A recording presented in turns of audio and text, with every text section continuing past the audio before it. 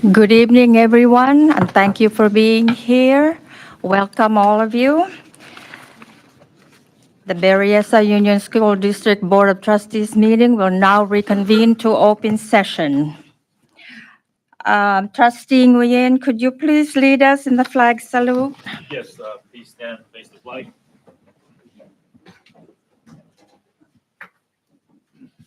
All right. Ready, begin.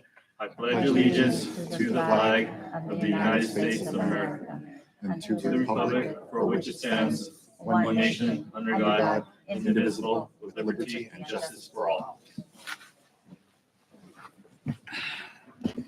Thank you, Trustee Nguyen. Trustee Srinivasan, could you please read the district mission statement? Surely, Berryessa Union School District provides all students the skills to become lifelong learners and successful 21st century global citizens. Thank you. Trustee Jimenez, could you please read the norms of the Board of Trustees? Berryessa Union School District Board of Trustees agree to focus on the best interests of students at all times, be respectful, listen openly, address problems and process, not persons, keep each other informed, maintain confidentiality, work toward the future, learn from the past, equal participation from all members, stay on task. Thank you. Item D, disclosure of action taken in closed session. Dr. Fuentes, please. Thank you. First, for item 2B, student discipline, we will need a motion from a board member to expel student number 716345539 and have that expulsion be suspended under the conditions stipulated. Thank you very much. Could I have a motion, please? So moved. Second that. It's been moved and seconded. All in favor, say aye. Aye. Opposed? Motion passes. Thank you, Dr. Fuentes. We have one additional item.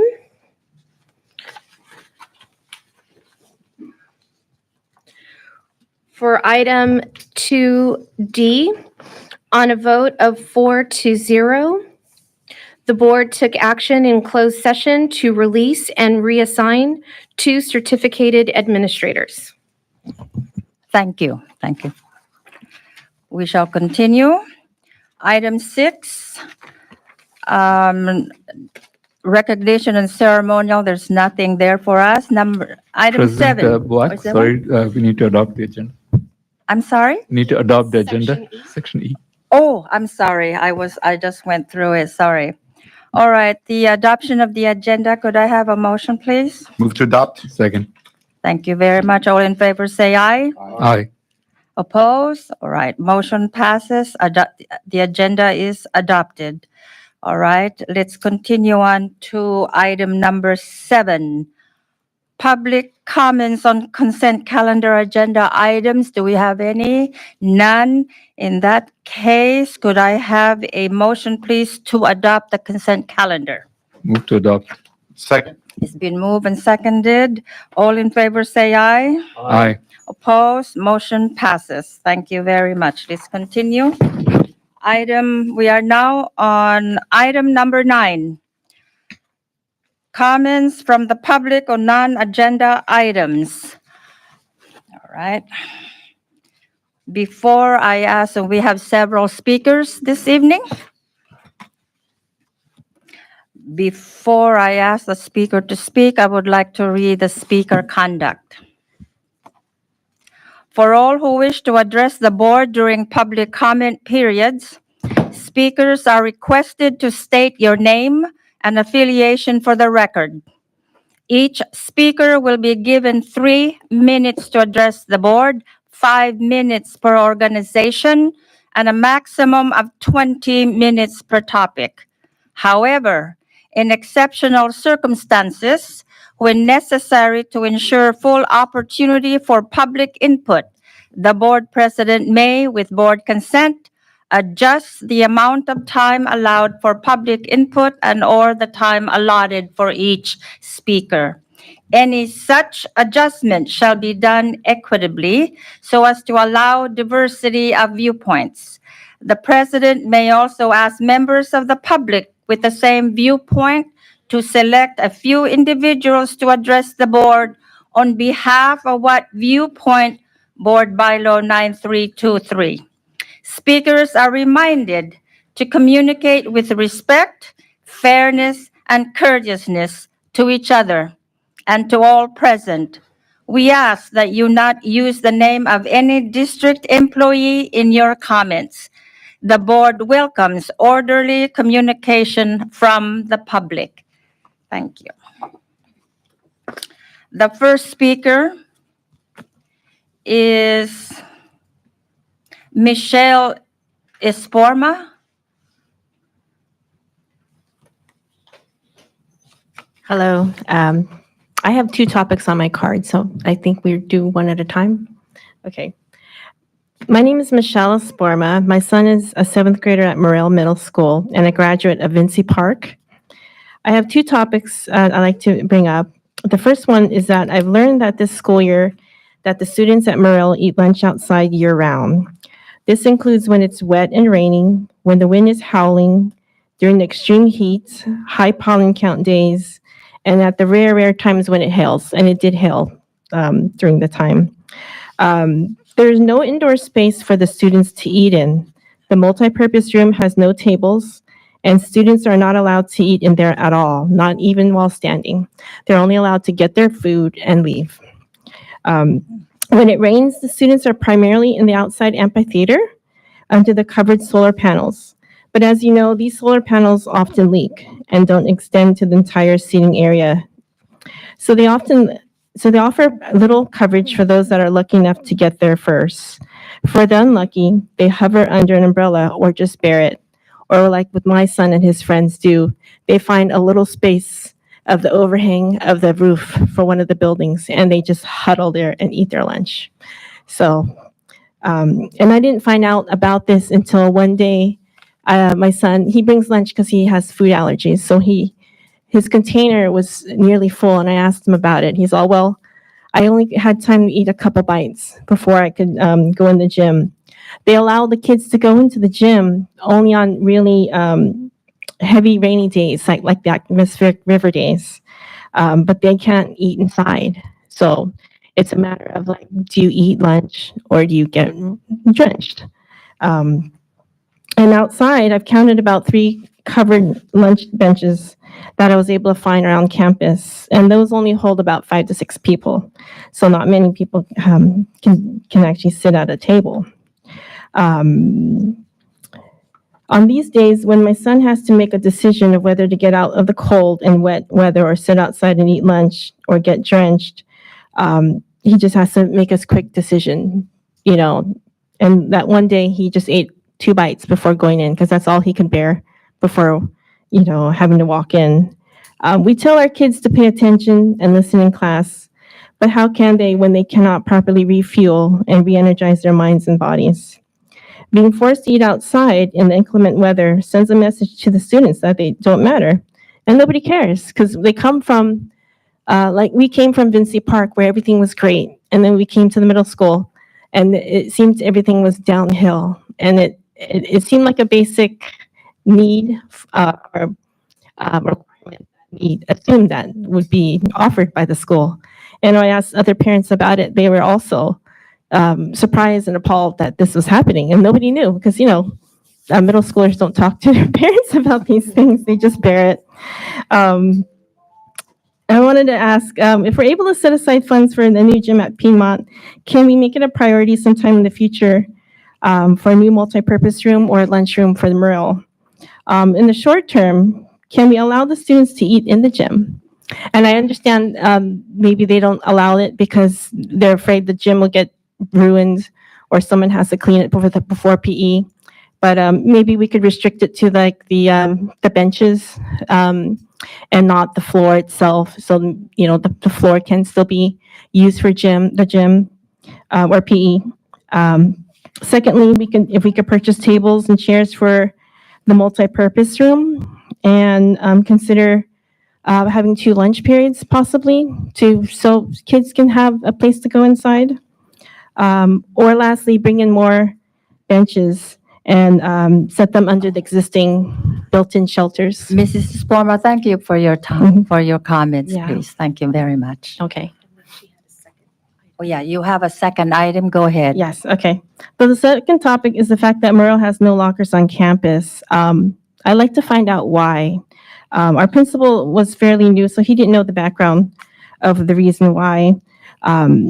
I've had to buy a second backpack to fit all of the items my son has to carry with him each day because the first one, which was 33 liters, was way too small for everything he has to carry. My son carries around 19 pounds all day, and this is without hardbound books. His backpack has a binder, a music book, a daily planner, multiple notebooks for each class, a Chromebook, lunch, snacks, a 32-ounce water bottle, because the only refill station is only available during lunchtime. During the winter, you can add on a jacket and an umbrella. And on other days, he carries a second bag to hold his PE clothes in when he has to bring them home, or sports gear for after-school sports, such as soccer cleats, shin guards, and uniform, and extra water for the after-school sports, because there's no water outside for them to refill. Even without books, students still need a locker. I understand the concern for prohibited items, but these days, they have lockers that you can see through. And so hopefully you could consider this lockers for our students, because, when I see my son leave the car each day to go to school, and I see him carry that backpack, I just cringe, because I remember my days in school with books, and just having to carry that all day without any relief is a lot. Thank you. Thank you, Mrs. Sporma. Next to speak is Mr. Joe Herman.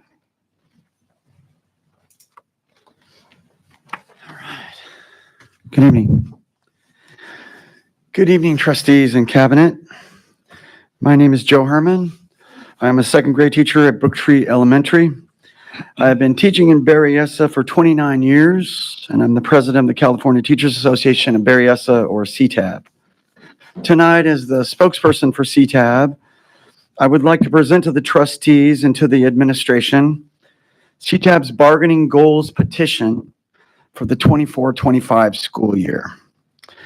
These signed petitions represent 84% of our educators, teachers whose signatures were gathered in only 5 days.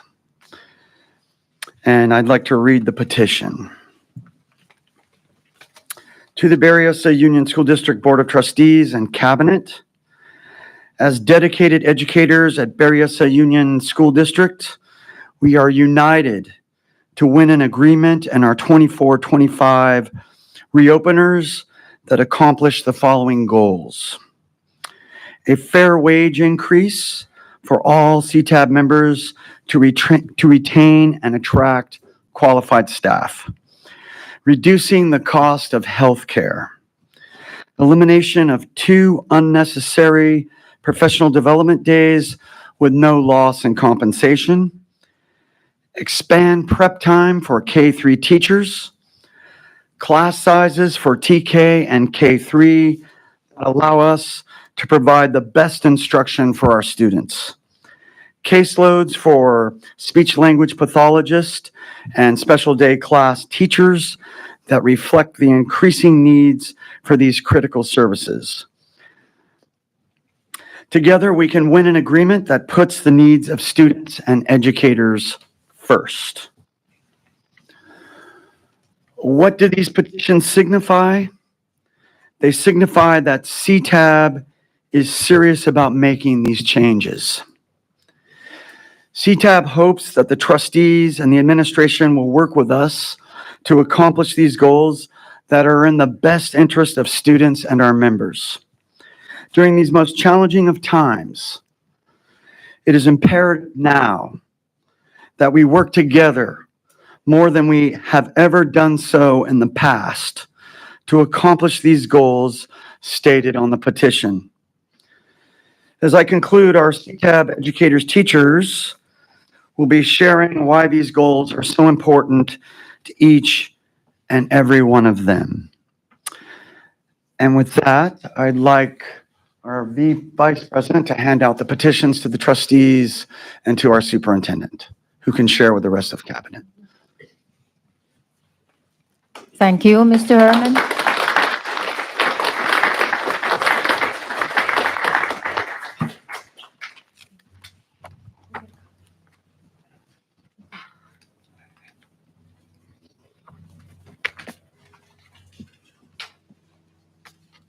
Thank you very much. We shall continue. The next speaker is Percival Cerezo. Did I? Okay, that is correct.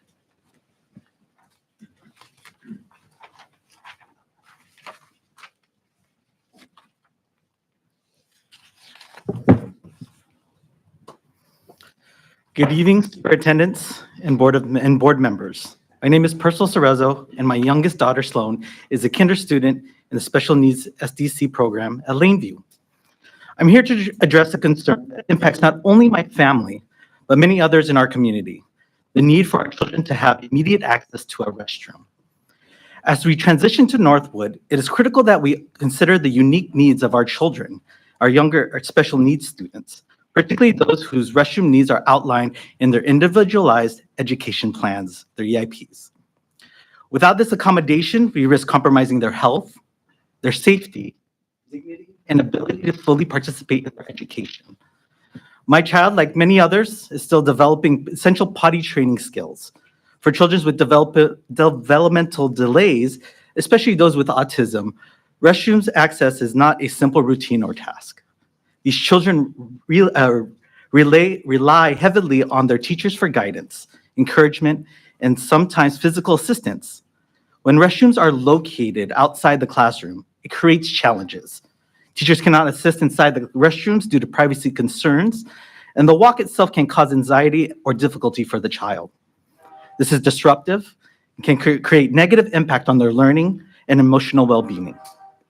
According to California Education Code Section 56,000, students with disabilities are entitled to a free and appropriate public education, which includes providing reasonable accommodations, such as bathroom access, as outlined in their EIPs.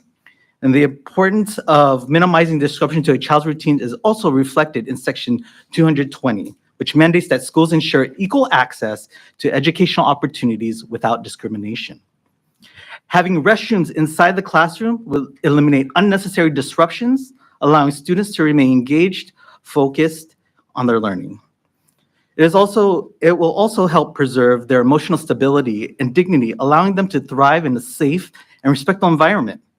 I ask that we prioritize these critical needs as we plan for class assignments at Northwood, and by doing so, we can ensure that all students, especially those with special needs, have access and support they need to succeed.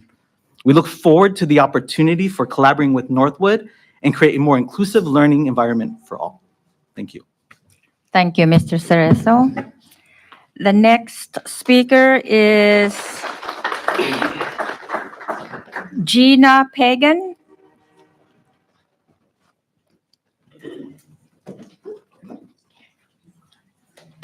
Did I say the last name right? Pagan. Oh, it's Pagan. Yes, but we'll take Pagan. Good morning, board. Wow, that says it all. Good morning. It's good evening, everybody. So I am a speech language pathologist, and I am here today to talk about 1980. In 1980, California decided to make an average caseload for speech language pathologists of 55 students. I don't know about you guys, but I'm not operating in the same way we did in 1980 or anywhere near that. In 1980, there were 2 to 4 live births per 10,000 children born that were diagnosed clinically with autism in 1980 when this law came into effect. Autism is now 1 in 36 children. It is part of our new normal, and we need to celebrate and honor these children by providing them the best quality of services and education that we can give, because they are our future.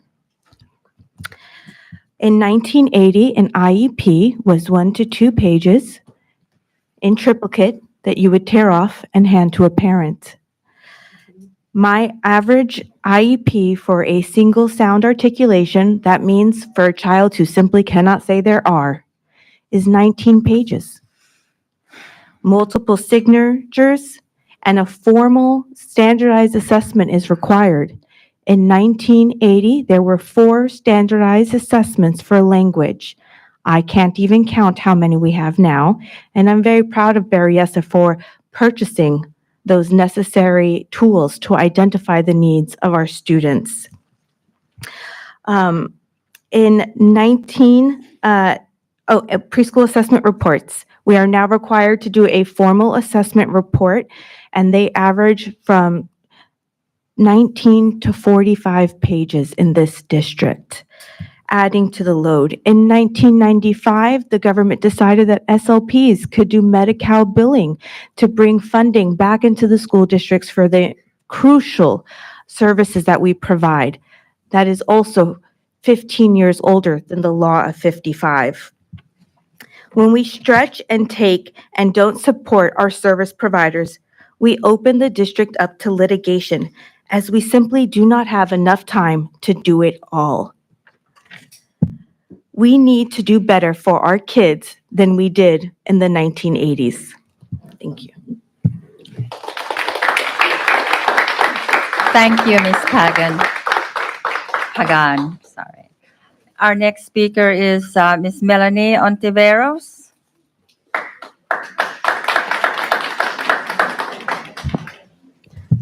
Hello, my name is Melanie Ontiveros. I'm a teacher at Sierramont. I think some of you know me from having taught your children U.S. history. I am speaking here to begin with for a fellow teacher at my school who could not be here because she's actually working her second job so that she can live in this valley. So I'm going to read what she wrote. Dear school board members, as a teacher in our district, I regret I am unable to be present at today's meeting to speak in person. The reality of working a second job in addition to teaching to afford living in the Bay Area has made it difficult for me to attend, but I feel compelled to share my thoughts. The cost of living here is overwhelming, and it is becoming increasingly hard to balance my duties as an educator with the financial strain and exhaustion from rushing from school to my second job. I ask you to consider raising teacher salaries, not just to retain quality teachers, but to ensure that we can focus fully on our students without the constant stress of financial instability. Thank you for your time and consideration, and I won't mention the name because you said not to mention other employees' names. Okay, so the second thing I wanted to address was the two professional development days that have been added to our workload every year. We have done several surveys, and over 75% of our teachers find that they are ineffective for their needs.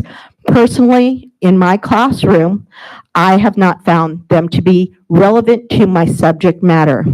In fact, I have gone out and found professional development in other places, for example, Santa Cruz County Board of Education, where I went to professional development over the summer. And from that, I had 3 lesson plans that I brought back to my class, land acknowledgement, mapping a growing nation, and Native American artifacts, which I got specifically from a professional development done outside this district. I've also attended teaching American history, developments and book talks, including 2 this last weekend. One was on the Barbary Pirates, the other was on Jim Crow laws. So I am constantly finding relevant and applicable professional development, as I believe every teacher in this district does, that we can utilize and use and bring lesson plans into our classroom on our own. So we do not need we have 9 times throughout the year of professional development on Thursdays. The additional 2 days are not necessary, and I think our time could be better used to prepare for the coming year. Thank you. Thank you. Thank you, Ms. Ontiveros. Our next speaker is Rose Wood.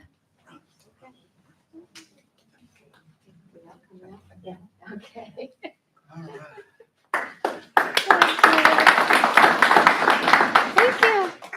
I'm Rosewood with SDC Laneview 405, and standing is the other SDC team that's at the different sites. Yeah. And what we are wanting to bring to attention is that our caseloads and workloads have changed and have increased. Our workload has had the severity of needs on our students have required us to hold additional IEPs, meet with different service providers, and we're all very willing to do it. But we cannot continue at the capacity that we're being asked to work. We can't give the service level that we feel each of these students deserve. So our proposal is to reduce our capacity, our caseload number from 10 currently with the Mod Severe program to 8, and to the mild moderate from 12 to 10. And that will allow us more opportunity to work with our students and provide more opportunities for them to be in inclusion practices. Another concern that we had is that in the beginning of the school year, we have brought to the attention to the members of personnel that we have had safety concerns, and that we had tried to find ways to provide safe conditions, not just where we were feeling as though we weren't being heard, and that we have also asked that in the event that we cannot have that reduction in cap, that we get back to our support services that we used to have. That was a reduction that was done where we used to have, for instance, in our Mod Severe program, we used to have 3 team member support, and it went to 2. And then we had higher incident reports that came in, and this concern of being able to balance safety in our space and provide educational growth and opportunities had become an ongoing conversation. So we're here to request a reconsideration of what we are capable of doing to provide these students their opportunity at equal access education. So, does that sound correct? Yes. Yeah. Thank you. Okay. Thank you. Thank you. Thank you, Ms. Wood. The next speaker is Natasha Gillespie.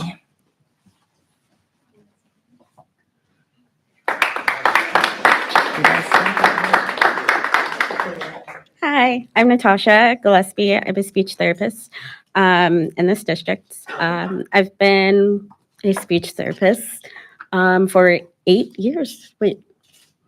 I've been in the district for 8 years. I've been a speech therapist for 5 years. Yay. Okay, I just want to talk about caseload and workload models. So our caseloads are they're too high, as we've heard. The workload is increasing like every day. It's more and more.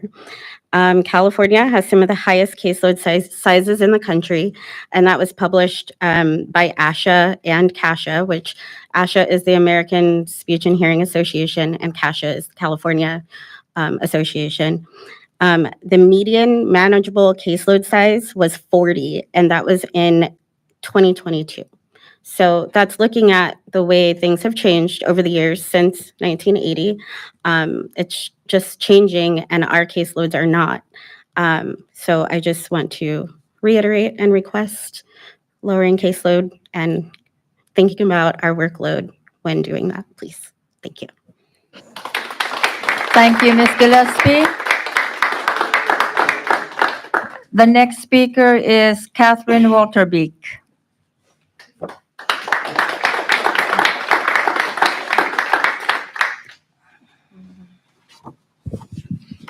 Good evening. As I stand here tonight, I understand this is a very uncertain, scary, and volatile time for us as we navigate the changes in Berryessa District, of which I have been a part of for 3 decades, not only as a teacher, but also as a parent over a 13-year span. Nevertheless, the one component that doesn't change is the fact that we teachers have to beg almost every year for a raise and better working conditions that we rightfully deserve. I always believe that the hierarchy of the district, you, take care of us teachers, then we will do everything in our power to take care of the most important piece of our district, our students and their families. Unfortunately, I feel we are only taken care of when we find ourselves in this exact situation. Again, almost every year, begging, pleading, and justifying why we deserve a decent raise to which we can support our families, stay in our homes, and take care of ourselves, to where we are provided decent classroom working conditions so our students can learn in an optimal environment. We have families and ourselves to take care of every single day. The district promotes self-wellness, yet we need to worry from year to year if a raise will match the constant increase in everyday living costs. We need to worry whether we'll have to work a second job during the summer or even during the year. We need to worry whether our medical coverage will increase. And in this case, last year, the Kaiser Family Plan increase wiped out my last raise to the very penny. Why is that okay? Does family not matter to you just to save a few $1,000s? The fact is that we do care. We care every day. We care about our students, their families. We spend our own money year after year.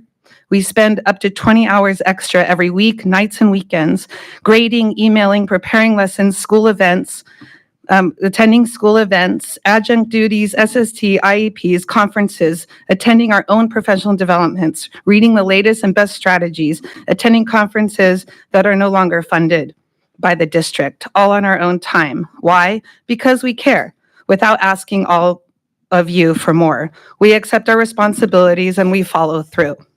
So when is a district going to accept their responsibility to take care of us? When the district doesn't care to ensure we teachers feel financially secure, where does that leave us? We wonder why we work extra hard to get so little in return.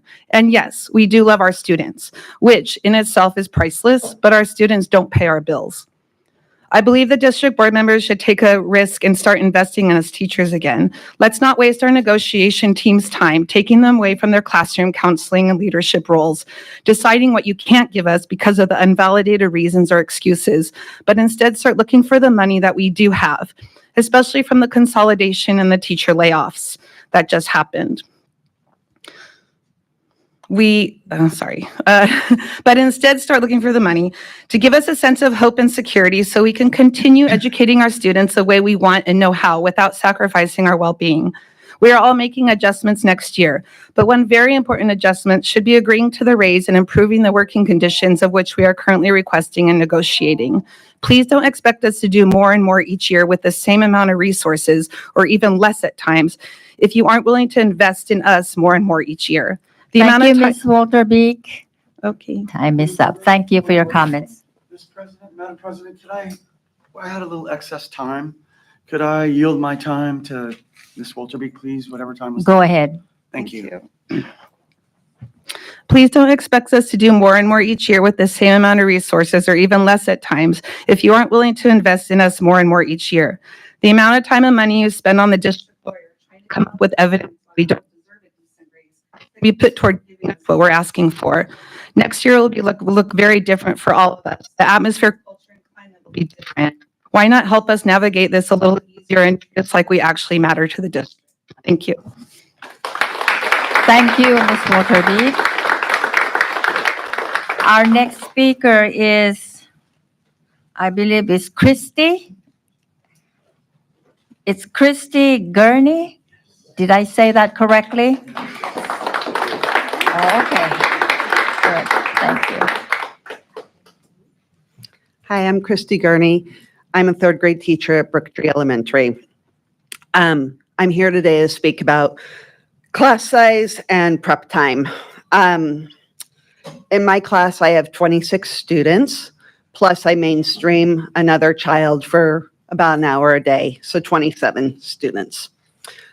The fourth grade class above me has 28 students. And while I don't want to take away anything from the fourth and fifth grade teachers, she has 2 50-minute preps a week, 2 full days each year to do parent-teacher conferences. I am grateful for the 30 minutes that we now have for our prep, but I have time to make a class set of copies. I am regularly at school, the last one to leave except for the night custodian. I am often walking out after 7 p.m., and that's my choice, but it's not okay. I need time during the day. I need to be able to take care of these kids the way they need, give them what they need. And I'm just not able to with 30 minutes once a week. So I am asking for you to please consider lowering class size for the primary grades, as well as increasing our prep time to, at this point, 45 minutes a week. Okay. Thank you. Thank you, Ms. Gurney. I think that concludes our public speakers. We shall continue with the meeting now. Thank you very much. Item number 10 is reports and presentation. A, school transition update. Dr. Fuentes, please. Thank you. At this time, we'll share with the board the additional steps that have occurred since last meeting as we prepare for our transition for next school year. So we'll start with business services, and we'll invite Mr. Franklin to share with you his portion of this report. All right, good evening. Business services on the facility side for school transition, upcoming projects or projects that are out to bid or in design. We actually completed removing trees at the 3 schools that are getting portables. You can see those there. And so the removal of those trees is so that we can then pave that area to place the portables, and we will end up planting new trees elsewhere on the property in place of those.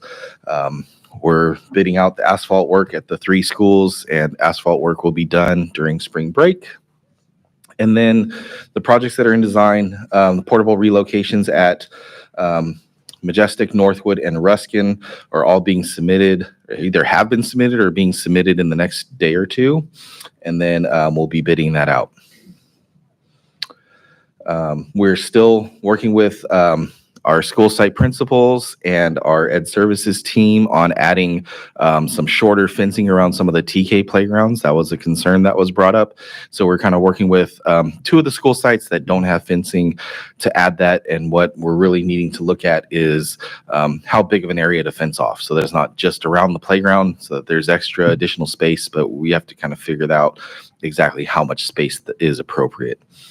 And then we're finalizing preschool and TK classroom locations. We've met with the principals and taking a look at any restroom modifications that need to be done based on some of those placements for some of our special needs programs, especially at the preschool level. As far as moving, Tony's actually met with all of the schools multiple times and met individually with staff members that have requested it to talk about the moving schedule and what that might look like. So he's been responding to those questions and concerns. And the recommendation for the award of the moving services is actually on this evening's board agenda. I believe it's the last item on the agenda. So we'll have that mover in place. We'll be able to then finalize plans with that mover and give them more of an approximate amount of moves that we have based on the classroom configurations that we've been going over with all of the school sites, and we'll be able to start planning that out so that we can hopefully seamlessly move our staff this summer. That's all for business. Before you go, Kevin, are there any additional questions for this section? Okay. Questions, comments from the board? None? No. Good evening. Just a quick update on the enrollment and the student placement piece. So this past March 28th, the school placement letters that were sent out to all of the parents at Cherrywood, Laneview, and Toyon were due back at their home school, letting us know if they are coming back and accepting the new placement for their students. And so the school clerks are tabulating those results the last week and reaching out to parents who had not submitted the placement letters. And so they were doing that the week of March 31st. We sent out another reminder this week, and for the most part, we're getting pretty good results either by phone calls, emails, and making just to confirm our numbers so that we can look at the number of students that are going to be placed in our new schools. In addition to that, we've also received over 160 intra-district transfer requests specifically for elementary schools, and 48 intra-district requests submitted for middle schools. And once again, we're going to be working through those requests over the next couple of weeks. One of the big schools that parents are requesting is Ruskin, and there's very limited space specifically at Ruskin for new students. If we have students that want to leave Ruskin, and some of these very impacted schools will definitely approve those so that we can make room for incoming students. Similar to middle school, the majority of our requests are for Sierramont Middle School. And the same thing, we're looking at any students that want out of Sierramont, and we're prioritizing at this point students who have siblings at the school sites. So we have to look at that, making sure that if incoming students are being placed at a different school and they want to be with their older brother and sister, we're definitely looking at that as a priority. We're also looking at employees of the district and prioritizing them. And then, of course, looking at schools that have been closed and potential issues with daycare and pickup. And so those are all the different pieces that we're looking at in the next couple of weeks so that we can get those get that information out to parents, hopefully by the end of May.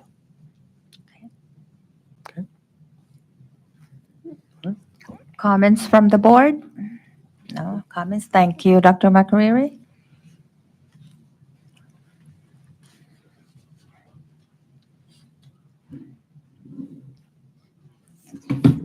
Good evening once again. Board for Human Resources, we have preliminary assigned all the classroom teachers with a grade level and a site, including all the teachers that are coming from the schools that were closed, and that happened on March the 24th. Moving forward, if there are any new vacancies, HR will be posting all new vacancies on Fridays, and will give all the teachers a week to submit an interest form. The first posting took place on April the 4th, and the due date for that is April the 11th. So after this Friday, again, any new vacancies will be posted, and whoever's interested may apply to those positions. That's it for me. Comments from the board? None. Thank you, Mr. Cabrera. We shall continue to 10B, the quarterly report on Williams complaints. Dr. Fuentes, please. Yes, at this time, I'll ask Dr. McCreary to please report if we've had any occurrences.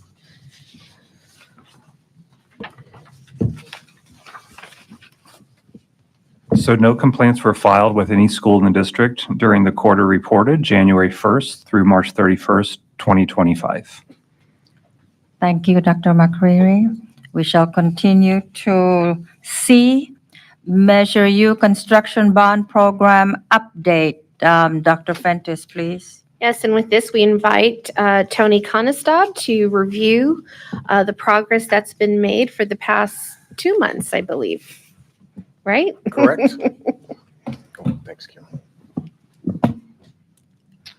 So again, we'll go through, if I can remember, there I go. We'll go through the, Measure U. We already talked about school consolidation in the previous update. This is the wrong, okay.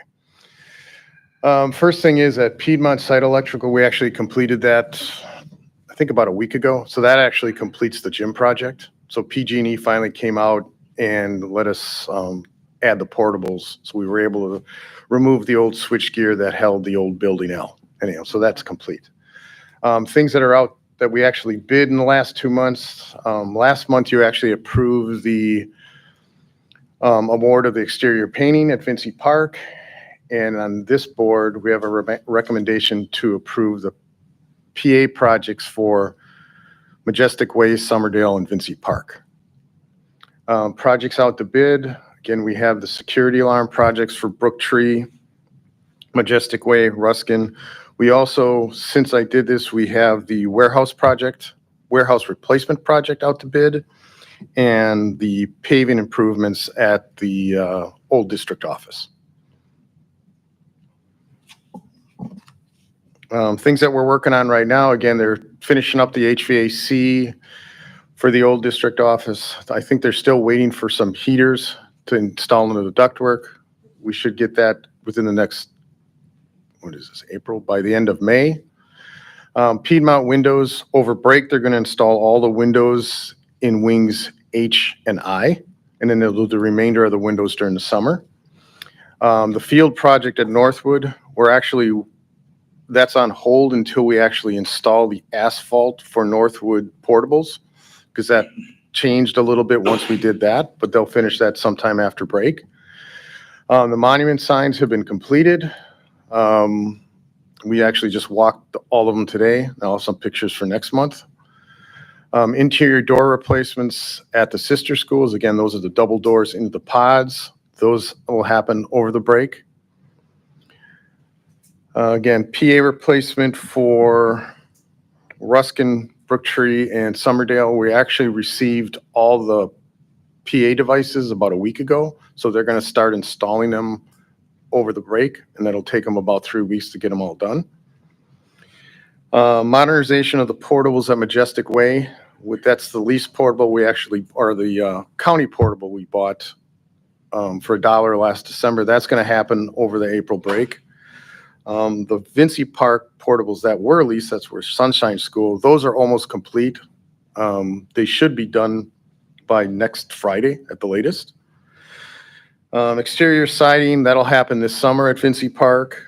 And then the fire alarm, that's all actually started at Vincy Park, and that's ahead of schedule, and that's actually moving real well. Also, we have the solar projects at the central kitchen. We're just waiting for a time to actually hook it up with PG&E, and then it'll be completed. So we're hoping to do that over break, but we still haven't gotten a date from PG&E to do that. And then the contractors actually ordered all the steel and everything for all the remaining projects for solar that are going to happen this summer. And then things that are in design, again, the security projects, I think we have 5 schools left to finish. The PA project, again, we have Noble, Sierramont, and Northwood. We're getting actually prices in the next month. So once we get that, we'll bring that to the board, and hopefully we'll have all these finished by January of next year. And then Vincy Park modernization, that's actually in DSA right now. We'll bid that out, so we'll do that work during the summer of 26. And then the fire alarm replacement at Northwood, that's actually been approved by DSA, so we're going to bid that in August and do that work during the fall. And then these are all the comprehensive infrastructure renewal and utility assessments, basically all our energy projects. So a lot of these are still in DSA. Again, like I said, the solar ones we've actually started on. Brooktree will happen this summer. Toyon will happen this summer.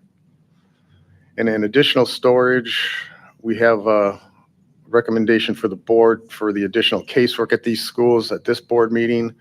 Again, the paving projects were out to bid, and then the kitchen assessments, the architect's working on, and we're just waiting for a report. And here's the schedule of what we have going on. And again, this is a picture of Piedmont when we took the screens off. So the windows at the multi-purpose will look similar to this when we're done. I mean, actually, it doesn't look like this, but it actually looks pretty good without the screens on it. Any questions? Oops. Just one quick question on the warehouse replacement. So it's being partially funded by Measure U, right? We're getting money from the insurance. Correct. Correct. Just wanted to clarify that. So, thank you. Any more questions, comments from the board? None? Thank you. Thank you very much for the excellent updates. We shall continue then. Item number 11 is the superintendent's report. Dr. Puentes? Thank you. Just a few reminders. First, open house season has begun. So Laneview has already kicked it off for us by hosting their open house a week ago. And tomorrow there'll be several elementary sites that will have their open houses, and we'll have several others coming up. So please just take time to review your schedule. If you're able to attend any of those events, I know the community appreciates that, and it's a good opportunity to see how much the students have accomplished, and certainly give gratitude to all of our staff and greet our parents and thank them for all the work they do with our kids every day. In addition, I just want to again say thank you to all of our parents and community members that supported our career days this past month. They were pretty phenomenal, and we're also having a career day at the elementary level. I had the chance to attend Laneview's career day, and so just appreciate the volunteer time that our parents and community members have given to share their career paths with our students. And a big shout out to our counselors at the middle schools and our principals who help coordinate those events, along with their PTAs that support breakfast and luncheons and all of those good things. And then also we have our upcoming spring break. This has been a very delayed spring break. It's a late one this year. So our schools will be closed from Friday, April 18th through the 27th. Our district office will remain open for business during that time. That's all I have. Thank you. Thank you, Dr. Puentes. Any comments from or announcements from the board? None? All right, thank you very much. We shall go down then to item number 15, review and action. Superintendent, please. So item A1, it is recommended the board establish the Board of Trustees regular board meeting dates for the 2025-26 school year as proposed. Thank you very much. Any comments from the board? Could I have a motion? Move to establish the published dates. Second? It's been moved and seconded. All in favor, say aye. Aye. Opposed? Motion is carried. Item number Roman numeral 2, Board Policy 1260, Educational Foundation. Dr. Fuentes, please. It is recommended the board review and approve Board Policy 1260, Educational Foundation for a first reading. This policy has been updated to incorporate language regarding Proposition 28, Arts and Music funding, and the provision that it is not to be any donations that are utilized from foundations towards these types of programs cannot supplant the Prop 28 funding. Thank you very much. Any comments from the board? If not, could I have a motion, please, for approval? Move to approve? Second. It's been moved and seconded. All in favor, say aye. Aye. Opposed? All right. Motion is carried. Roman numeral number 3 is Board Policy 2121, Superintendent's Contract. Dr. Fuentes. So this is also language that's being updated as we've had the practice that salary compensation for superintendents must be reported out in public session. So it's adjusting that language in our policy to ensure that that's in alignment. It also is adding language with new law SB 494, which prohibits a governing board from taking action to terminate a superintendent under very specific conditions. Thank you very much. Any comments from the board? Motion? Move to approve Board Policy 2121. Second? It's been moved and seconded. All in favor, say aye. Aye. Opposed? All right. Motion is carried.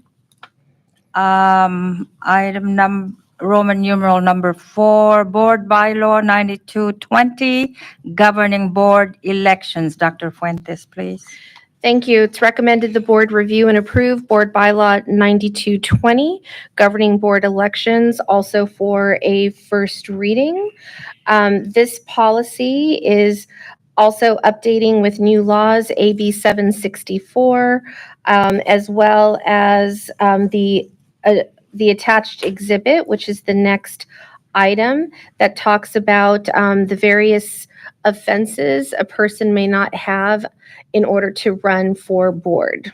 So your eligibility requirements. Yes. Thank you very much. Any comments, or could I have a motion unless you have a comment first? Just quick question. It talks about fair and inclusive redistricting, So that's the AB 764. right? What are So that's what are a you trying? set of rules for local governments, including school districts, regarding the redistricting process. Isn't that handled by the county usually? So everybody has its own jurisdiction, and as a school board, you have your jurisdiction across our community. So it's applying those rules. Oh, I see. Okay, fair enough. Okay, Any more comments? Or could I have a motion for approval? I'll move to approve this. Second? It's been moved and seconded. All right. All in favor, say aye. Aye. Opposed? Motion is carried. All right. Roman numeral number 5. Board exhibit, new E19220, governing board elections. Dr. Fuentes. I've already reported that one with the previous bylaw. It is recommended that the board approve for a first reading. We still have to vote on this one. Mhm. Okay, any comments, or could I have a motion for approval? Move to approve. Second? It's been moved and seconded. All in favor, say aye. Aye. Opposed? Motion is carried. Let's continue on to Roman numeral 6. Board bylaw 9223, filling vacancies. Dr. Fuentes? It is recommended the board review and approve Board Bylaw 9223, filling vacancies for a first reading. This is updating language to include AB 1326, which requires, if we were to have a vacancy, to make sure we post the appointment opportunity on our website, all the various communications that need to go out to the community to keep them informed of that available seat. Thank you. Comments, or could I have a motion for approval? Move to approve? Second that. It's right. It's been moved and seconded. All in favor, say aye. Aye. Opposed? None. Motion is approved. Let's go down to B, business services. Roman numeral 1, receipt by the Board of Education of the Surplus Property Advisory Committee. Final report on findings and recommendations. Dr. Fuentes. Thank you. It is recommended the board receive the 7-Eleven committee report. The board's not required to take action, but you're going to accept their report this evening, which we do have a presentation. Thank you. All right, so good evening, board. Today I'm here as the chairperson of the Surplus Property Advisory Committee, or the 7-Eleven Committee. In attendance, I also have my co-chair, Marty Michaels, and a couple of other individuals who participated in the actual committee. So the committee was a Brown Act committee that allowed for public attendance. We had a chance to meet 3 times, starting on March 18th. Last meeting was on April 3rd, and it did include 11 members. So you can see with the report, these are the 11 members. They all made up pretty much represented, I guess, the demographic that was necessary for this type of committee. So we were tasked with coming up with 2 recommendations. The first being that we recommend the surplus of these properties. And you can see that we are, can you go to page 2? Where it's the one. Right there at the bottom. So we do recommend that we do surplus these 3 properties. The 3 properties were Laneview, Cherrywood, and Toyon. Our second task was to come up with a list of acceptable uses for these future properties. So you can see here that there's a list about 10 or so items that the committee discussed and had some pretty good feelings and discussions about what types of uses that we should have for these surplus properties. However, we did have some pretty strong conversations around the first three, and we felt that these were the strongest ones that we felt are the most acceptable to be used. So the first one being the sale or lease of workforce housing purposes, sell or lease of nonprofit organizations to nonprofit organizations, or sell or lease to non-public schools. And that was a recommendation by the committee. So we present the report. Thank you very much. Any comments from the board? None? All right. I On just behalf- would like to add first, I just want to thank our committee for their participation.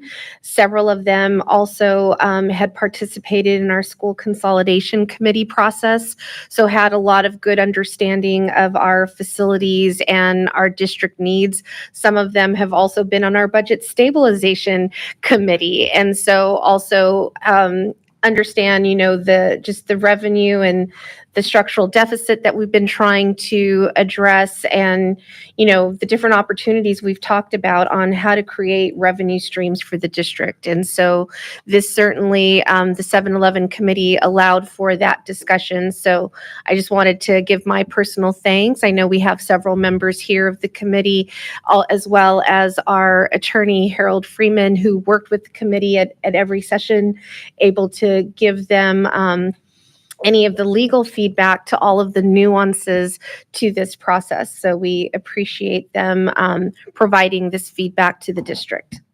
Okay, thank you very much for that report. On behalf of the board, we shall more than happy to receive the 7-Eleven committee report. Thank you, Josh.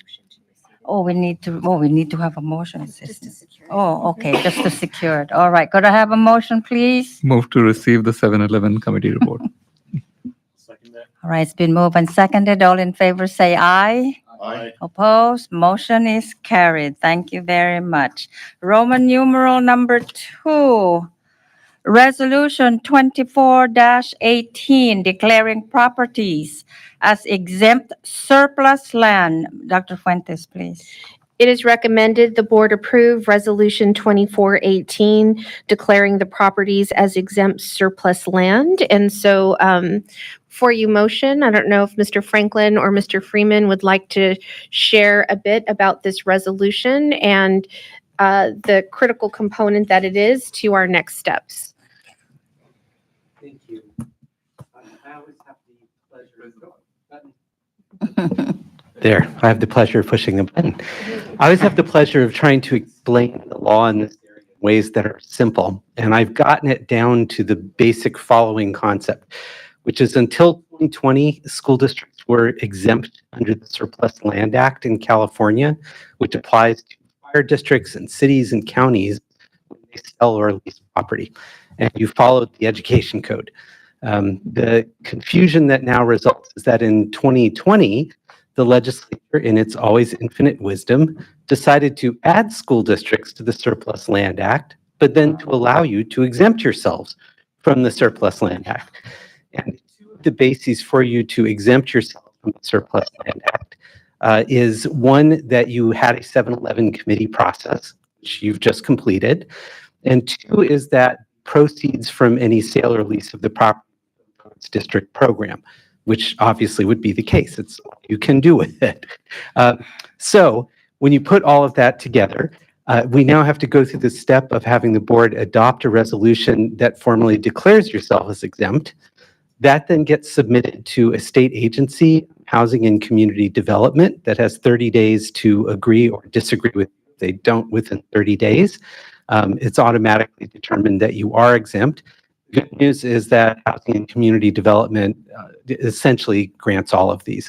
So I don't know why the legislature makes us go through this extra step, but they make us go through this extra step. It basically removes all of the Surplus Land Act pieces, and you remain governed by the Education Code, exactly as it was before the law changed in 2020.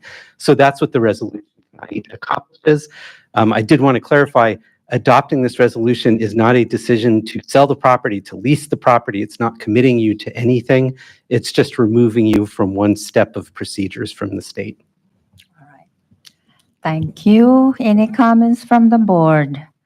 If not, could I have a motion, please, for the resolution? Move to approve Resolution 2418. Second. It's been moved and seconded. This is a roll call vote, please. Ms. Gomez? Yes, President Boac, Aye. Trustee Jimenez, Aye.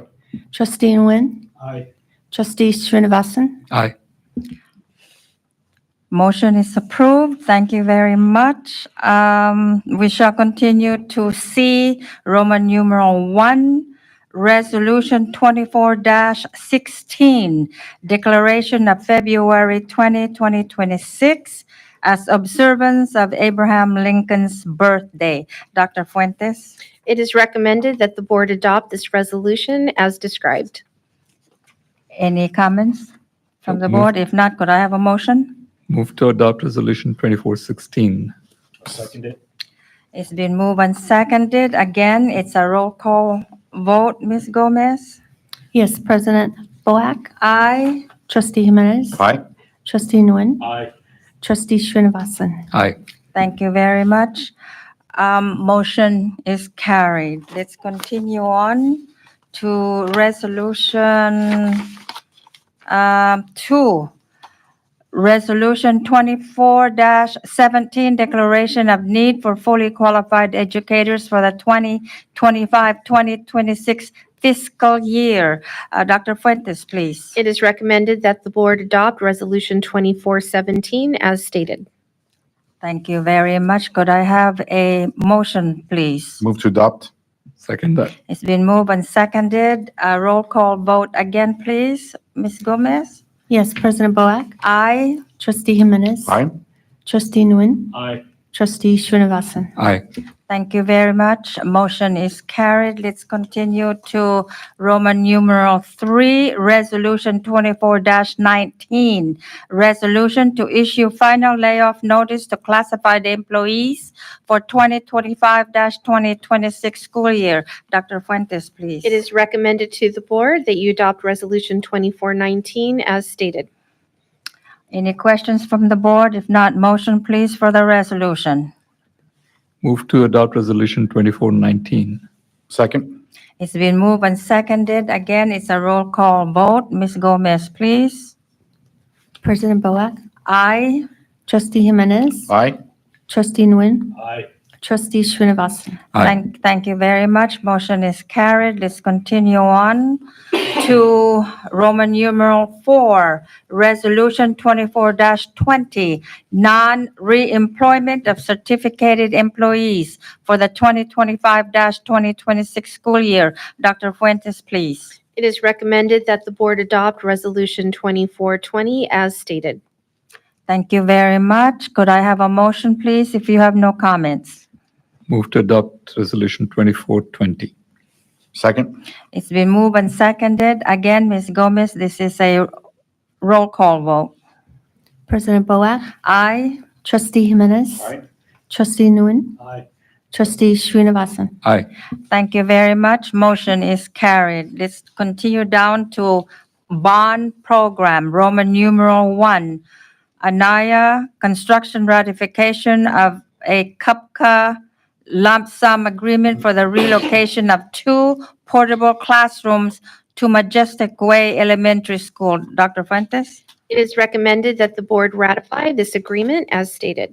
Thank you very much. Could I have a motion, if you don't have any comments, please, to ratify? Move to ratify. Second that. It's been moved and seconded. All in favor, say aye. Aye. Opposed? Motion is carried.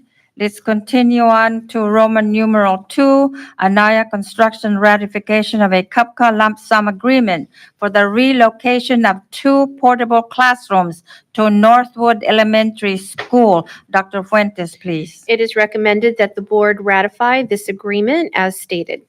Thank you very much. Could I have a motion, please? Move to ratify. Second.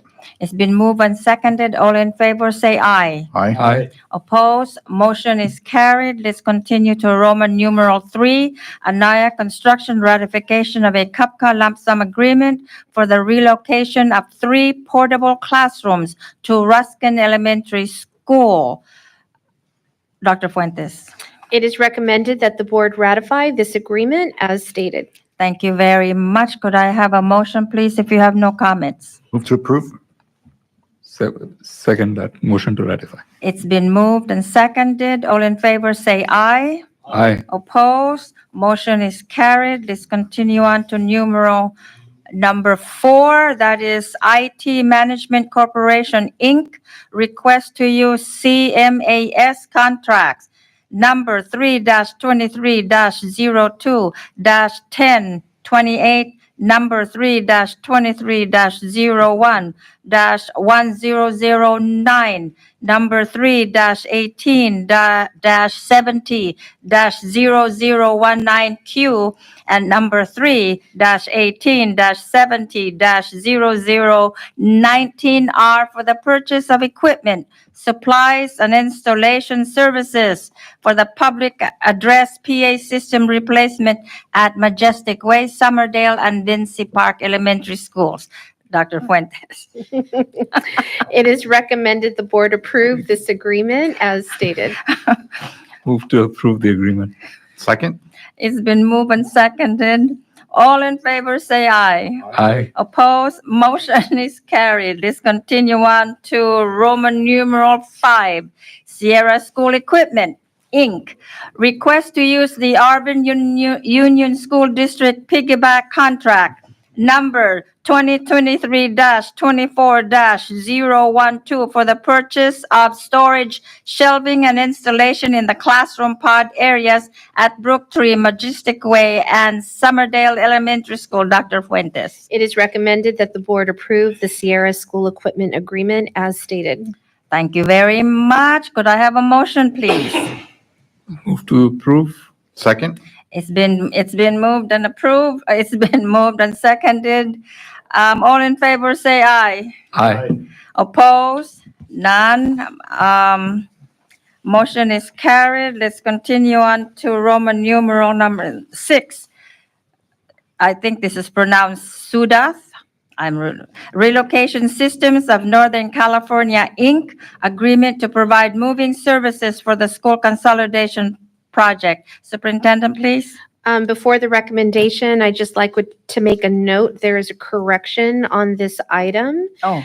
When there is under the pricing listing for the third item, Sudath Relocation Systems, under unit pricing, it currently reads 39,000 plus. The actual figure is $21,411. That also then adjusts the total amount, which currently reads 302,000 there. You can see the figure, and the actual number is $283,794.87. Sounds good. So it is recommended that the board approve this agreement with the correction. Thank you very much. That even sounds better. Question. Yes. So I just wanted to clarify, I think at the last meeting, the presentation was to, there was a statement that said we will go with the optimal price, the company that is best suited for this project, correct? Yeah. Not just based on cost, also based on experience and Correct. It was based on best value for the district. best value for the district. So I just wanted to point that out that, I know there's different numbers over there. Just point that out. The reason we went with this is because we wanted to make sure that we select the best optimal, service provider that gives the best value to the district. Correct. For this project. Correct. Okay. Perfect, thank you. With that, I will move to approve the agreement. Second. Thank you very much. It's been moved and seconded. All in favor, say aye. Aye. Opposed? Motion is carried. Let's continue on to, oh, is that it? Oh, item 16, request for a staff follow-up. Do we have any from the staff? From the board? None. Item number 17, items for future agendas. Do we have any recommendations? None. In that case, could I have a motion, please, for adjournment? Move to adjourn. Second. Well, it's been moved and seconded. All in favor, say aye. Aye. Oppose? I'm sure no one would oppose that part. Thank you very much. Good evening. Good evening, everyone. Thank you.